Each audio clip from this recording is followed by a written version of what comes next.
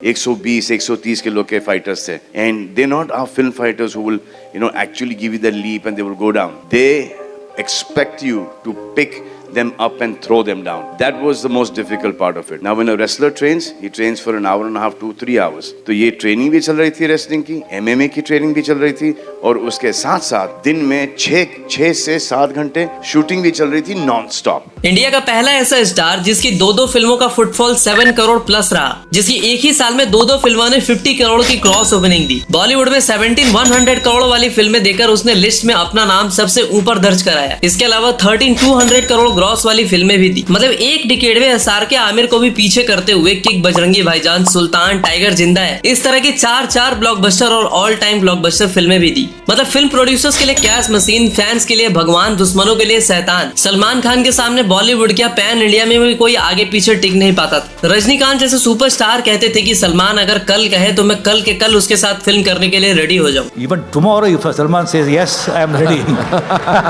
लेकिन खुद को बॉलीवुड का पिलर बताने वाले सलमान खान पिछले 7 साल में एक भी क्लीन हिट नहीं दे पाए. हालत आज ऐसी है कि जो कभी सलमान को अपनी फिल्मों में कास्ट करने के लिए हम फर्स्ट किया करते थे, वही फिल्म मेकर प्रोड्यूसर्स आज उनसे पीछा छुड़ा रहे हैं. प्रोड्यूसर्स लाइन करण जौहर के साथ अनाउंस फिल्म सेल्फ्ड हो जा रही है. करण जौहर तो यहाँ तक कह रहा है कि बॉलीवुड में अब कोई स्टार ही नहीं बचा. इवन एटली के साथ अनाउंस 400 करोड़ के बजट वाली फिल्म से भी सन टीवी अपने हाथ पीछे खींच ले रही है. उनको सलमान पे भरोसा नहीं है. जियो स्टूडियोज वाले भी बेबी जॉन में 100 करोड़ का फटका खाने के बाद सलमान से दूर भाग रहे हैं. लेकिन सलमान के स्टार से बेकार होते जा रहे सिचुएशन के पीछे कोई और नहीं बल्कि सलमान खान खुद ही रिस्पॉन्सिबल है. अब सलमान ने ऐसी क्या गलतियां की हैं कि कोई भी फिल्म मेकर उन पे 300-400 करोड़ लगाने से पहले 10 बार सोच रहे. उससे भी बड़ी बात है सिकंदर, जिसे सलमान की आखिरी उम्मीद बताया जा रहा है. तो क्या सलमान एसआरके की तरह सिकंदर से कमबैक कर पाएंगे या फिर फ्लॉप के दलदल में डूब के मर?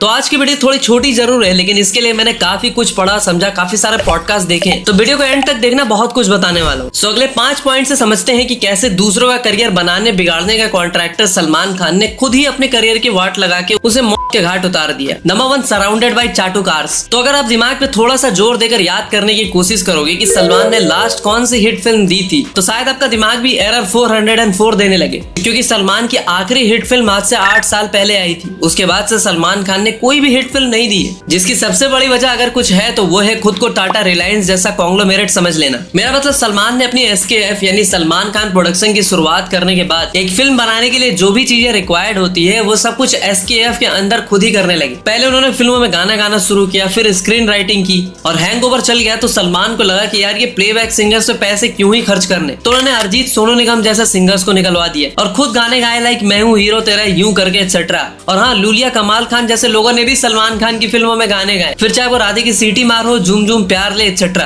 अब देखो सलमान खान आज 15 ईयर से मूवीज प्रोड्यूस कर रहे हैं. ऐसे में हमेशा उन्होंने दोस्तों, रिश्तेदारों और अब तो दोस्तों के बच्चों को भी लॉन्च करना स्टार्ट कर दिया है, खास करके कोविड के बाद. के विजय फिल्म उठा के देख लो, आपको कितने ही नल्ले 3rd ग्रेड एक्टर्स आपको इस फिल्म में देखने को मिल जाएंगे. सिमिलरली अर्जुन कपूर से लेकर आयुष शर्मा, दबंग 3 में महेश मांजरेकर की बेटी अस्वामी, आदित्य पंचोली का लड़का सूरज पंचोली. इसके अलावा 2015 में आई SKF में बनी हीरो से उन्होंने सुनील शेट्टी की बेटी आठिया शेट्टी को भी लॉन्च किया था. इसके अलावा नूतन की ग्रैंड डॉटर प्रानूतन वैल और आउटसाइडर लाइक जरीन खान, कटरीना, ऐश्वर्या, उनके हमशक्ल स्नेहा उल्लल. मतलब जितनी लंबी सलमान खान की फिल्मों की लिस्ट नहीं है, उससे ज्यादा उन लोगों की लिस्ट है जिसे सलमान ने सलमान खान रोजगार योजना के तहत लॉन्च किया. और इनको लॉन्च करने के चक्कर में सलमान ने अपने करियर पे ध्यान देना ही छोड़ दिया. Number 2, hesitant to do hard work. Salman के आसपास रहने वाले लोग उन्हें भाई भाई बोल के इतना चढ़ा दिए, उन्होंने सलमान खान को ही सब कुछ बता दिया, क्योंकि भाई सबको अपना उल्लू सीधा करना था. ऐसे में सलमान ने रियलिटी की बजाय अपने आसपास के चाटुकार लोगों की सुनी. लेकिन फिल्म बिजनेस सिर्फ नाम से तो चलने से रही, तो इसीलिए सलमान ने 2017 से अब तक बस बड़ी बड़ी फ्रेंचाइज पे हाथ मारा, लाइक रेस 3, दबंग 3, टाइगर 3. और इन फ्रेंचाइज फिल्मों को छोड़ दे तो सलमान की बाकी सारी फिल्में पिट गई. सलमान ने इन फिल्मों में जान जी लगा देने के बजाय इजी मनी कमाने की सोची. उन्होंने क्रिंज मूवीज तो दी ही, साथ ही साथ बिग बॉस को होस्ट करके पैसे छापे. OTT वर्जन की फिल्में लाइक रूसलन को जियो सिनेमा को चेप दिया. के बीजो को G5 को 80 करोड़ में बेचा. इसके अलावा अंबानी शादी में भी खूब नोट छापे. और ऐसे ही काफी सारे दूसरे इवेंट्स अटेंड किए, अवार्ड शोज पे डांस करके पैसे निकाले. लेकिन एक टाइम ऐसा भी था जब सुल्तान जैसी फिल्म करने में सलमान ने इतनी मेहनत की थी कि उनका पिछवाड़ा फट के 76 हो गया था. So 6.5-7 hours.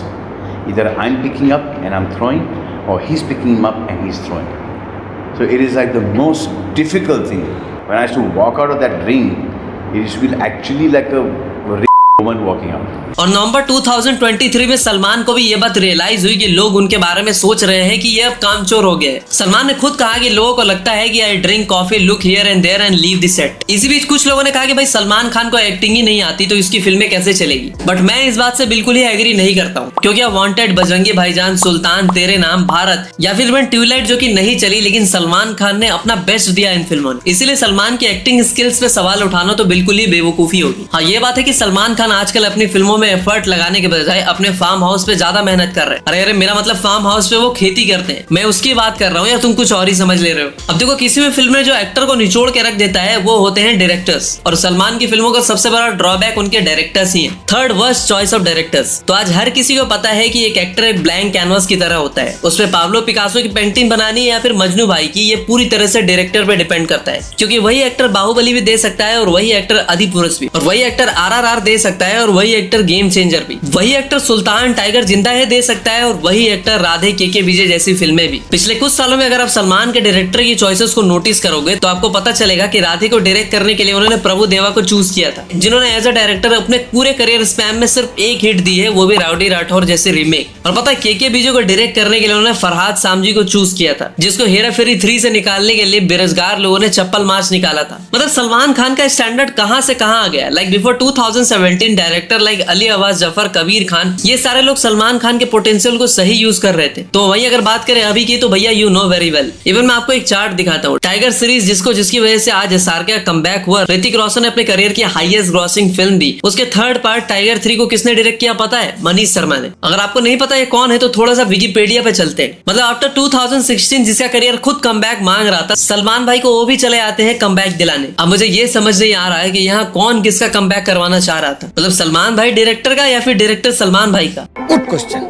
लाइक अगर आप ध्यान से देखोगे तो फैन, मेरी प्यारी, बिंदु, सुई धागा, मीन्स अप्रॉक्स ऑल फिल्में सोशल इश्यूज पर बनाई गई थी, और उस मनीष शर्मा को एक इंटेंस एक्शन फिल्म के लिए चूज किया जाता है, जिस फिल्म का स्टैंडर्ड काफी ऊपर सेट है। मतलब Salman in his prime, instead of working with good directors, he worked with Remo, Prabhu Deva, Sohail, Arbaaz, Samji etcetera. अब देखो, बात करें भाईजान की तो सॉन्ग वो खुद ही गा लेते हैं, अरिजीत सोनू निगम को किक आउट कर देते हैं, ऊपर से फिल्म की स्क्रीन राइटिंग वो खुद ही कर लेते हैं, लाइक दबंग 3। लेकिन इन सब के अलावा सलमान खान के करियर में एक और चीज ने इतनी छेद की कि सलमान भी कंफ्यूज हो गए कि सांस कहां से ले, और समझ गए ना, तो वो है कैमियोज एंड रीमेक्स। तो ऑलमोस्ट आज से 8 साल पहले यानी 2017 में टाइगर जिंदा है से टाइगर को ऐसा क्या हुआ पता है? कोविड। अरे नहीं, फिर टाइगर को कैमियो और रीमेक जैसी तो बड़ी ही गंभीर बीमारी हो गई। लाइक फॉर कैजुअल इन्फॉर्मेशन, 2017 में जब सलमान भाई ने लास्ट हिट और बोले तो ब्लॉकबस्टर फिल्म बनाई थी, उसके बाद सलमान भाई ने टोटल 6 फिल्में की और लगभग 8 फिल्मों में कैमियो किया। पठान के बाद से ही सलमान खान के दरवाजे पे हर कोई अपनी फिल्म का कैमियो कराने के लिए आने लगा, और सलमान खान अपने भाई बंधुओं की फिल्म से इनकार कैसे कर सकते हैं, तो उन्होंने इन सारे कैमियोज के लिए हाँ कह दिया। वैसे बाद में जाकर सलमान खान ने मीडिया में कहा था कि वो टाइगर 3 के बाद कोई कैमियो नहीं करेंगे, लेकिन फिर से उन्होंने बेबी जॉन, सिंघम अगेन जैसी फिल्मों में कैमियो कर डाला। एक जहां एवरेज साबित हुई तो दूसरी तो बिल्कुल ही चारों नाल चित हो गई। और कार्तिक आर्यन जैसे नए स्टार की फिल्म भूल भुलैया के सामने बॉलीवुड के बड़े बड़े दिग्गज लाइक अजय, अक्षय, सलमान भी स्ट्रगल करते नजर आए। और पठान में सलमान खान का कैमियो इसलिए वर्क कर गया क्योंकि for so many years everyone was waiting to see Salman Khan and SRK together on big screen. Cameo के बाद दूसरी सबसे बुरी चीज जो सलमान खान जैसे स्टार के स्टारडम का भी दम निकाल देती है, वो होती है रीमेक्स। तो देखो, अजय देवगन तो यूं ही बदनाम है, सलमान खान ने भाई अपने पूरे करियर में 21 रीमेक्स किए, जिसमें से जो हिट, सुपर हिट या ब्लॉकबस्टर साबित हुई वो थी लाइक वांटेड, रेडी, बॉडीगार्ड, जय हो, किक, प्रेम रतन धन पायो एटसेट्रा। लेकिन आजकल लोग रीमेक्स से नफरत नहीं करते, वो रीमेक्स के बारे में बात ही नहीं करते। बट फिर भी सलमान खान ने रीमेक फिल्मों को चूज किया, लाइक ट्यूबलाइट, अंतिम, किसी का भाई किसी का दुश्मन, और इनमें से ऑलमोस्ट सारी फिल्मों को पब्लिक ने नकार दिया। इन रीमेक की वजह से पब्लिक को अब धीरे धीरे अक्षय कुमार की तरह सलमान के लिए भी लगने लगा अरे ये तो रीमेक करेगा या फिर किसी फ्रेंचाइज की वाट लगाएगा। और जब पब्लिक की परसेप्शन आपके लिए ऐसी हो जाए तो आप अच्छी फिल्में ही क्यों ना करें, बट उन्हें फर्क ही नहीं पड़ता कि आपकी कौन सी फिल्म थिएटर में आई और कौन सी निकल गई, क्योंकि वो आपकी फिल्मों के बारे में कुछ ऐसी ही एजम्पशन बना के बैठ जाते हैं। और आज यही रीजन है कि फिल्म मेकर, प्रोड्यूसर सलमान से डरते नजर आ रहे हैं। सूरज बरजातिया के साथ प्रेम की शादी करण के साथ बुल सेल्ड हो गई है, एटली वाली फिल्म भी ठंडे बस्ते में चली गई है। तो देखो, बात ऐसी है ना कि बेबी जॉन के टाइम पर एटली बहुत ही एक्साइटेड थे और उन्होंने बहुत ही एक्साइटमेंट के साथ सलमान के साथ एक फिल्म अनाउंस की थी, लेकिन बेबी जॉन के फ्लॉप होने से एटली और सलमान दोनों पर ही नेगेटिव इम्पैक्ट पड़ा। क्योंकि उसमें भाईजान का कैमियो भी था। लेकिन मुझे इंटरेस्टिंग बात तो ये लगती है कि जिन फिल्मों को सेल्फ हो जाना चाहिए था, लाइक के बीजे, राधे, दबंग 3, रेस 3, वो सारी की सारी फिल्में आ गई। और सलमान को जिन डायरेक्टर के साथ काम करना चाहिए था, जो फिल्में आनी चाहिए थी, वो सारी की सारी सेल्फ हो गई। तो क्या मान ले कि सलमान खान के चैप्टर का डी एंड हो गया है? वेल, ये इतना इजी नहीं होने वाला। तो अब वीडियो के एंड में आपको सलमान के फ्यूचर प्रोजेक्ट से थोड़ी रूबरू कराते हैं। तो देखो, सलमान खान को उनकी फिल्मों से ज्यादा किसी एक चीज ने फेमस किया, तो वो थी उनकी फिल्मों के कैरेक्टर्स, लाइक राधे, चुलबुल पांडे, बजरंगी भाईजान, सुल्तान एक्सेट्रा। तो आज भी सलमान को कुछ ऐसी फिल्में चूज करनी होगी जिसके कैरेक्टर में हो दम। एंड स्टिल सलमान खान एक ऐसे स्टार है जिनकी फिल्में ओवरसीज में दबा के कलेक्शन करती। यूएस के अलावा गल्फ कंट्री, मिडिल ईस्ट में भी सलमान की कल्ट फैन फॉलोइंग है। कई बार उन्होंने एसआरके को भी कलेक्शन के मामले में बीट किया है। आपको याद होगा कि सलमान की प्रेम रतन धन पायो जैसी एवरेज फिल्म में यूएस कनाडा का मिलाकर $4.3 मिलियन का ग्रॉस कलेक्शन किया था। और इसने आमिर खान की all time blockbuster film 3 idiots को भी कलेक्शन के मामले में बीट कर दिया था। जलवा है हमारा। और बजरंगी भाईजान ने जहां इंडिया में 444.92 करोड़ का ग्रॉस किया था, तो वहीं इंटरनेशनल मार्केट से इस फिल्म ने 473 करोड़ छापे थे। तो अभी के टाइम पर सिकंदर सलमान खान की सबसे बड़ी फिल्म हो सकती है, अगर वो रीमेक नहीं हुई तो। क्योंकि मार्केट में रूमर्स फैलाई गई है कि ये फिल्म भी रीमेक होने वाली है। अगर सिकंदर बॉक्स ऑफिस से अच्छा खासा बिजनेस नहीं कर पाती है या उतनी अपीलिंग नहीं होती है, तो सलमान को शायद भगवान भी इसके बाद नहीं बचा पाए। ऊपर से सलमान को लेकर मार्केट में नेगेटिव पीआर भी बड़ी जोर शोर से की जा रही है। सलमान की तोंद निकली पिक वायरल हो रही है। लेकिन सिकंदर के अलावा भी सलमान खान के पास और भी दूसरे बड़े प्रोजेक्ट्स हैं, लाइक पवन पुत्र, भाईजान, किक 2, टाइगर वर्सेस पठान, दबंग 4 एक्सेट्रा। लेकिन अगर सिकंदर ने अच्छा खासा बिजनेस नहीं किया तो इन फिल्मों पे भी इम्पैक्ट आ सकता है और शायद फ्यूचर में इनमें से भी 1-2 फिल्में सेल्ड हो जाए। दूसरी बात यह भी है कि आज हिंदी ऑडियंस सिर्फ बॉलीवुड तक सीमित नहीं है। साउथ से लोग पुष्पा सालार जैसी मसाला फिल्में ला रहे हैं और ऑडियंस ने इंटरनेशनल कंटेंट का भी स्वाद चखा है। ऐसे में सलमान को अगर रेलेवेंट रहना है तो प्रोजेक्ट्स बहुत ही सोच समझ के चूज करने पड़ेंगे और अपना 100% भी देना पड़ेगा, वरना स्टारडम के दम पर अब ऑडियंस थिएटर नहीं आने वाली। तो सच सच बताना, बिना रिव्यू जाने, बिना फिल्म की हाइप जाने, आप आंख मूंद कर क्या first day first show Sikandar देखने जाओगे? और दूसरी बात, क्या सलमान खान का कमबैक एसआरके से भी बड़ा हो सकता है? वेल, आपके आंसर्स का इंतजार जरूर रहेगा। तो मैं मिलता हूं आपसे अगली वीडियो में, तब तक के लिए हर हर महादेव।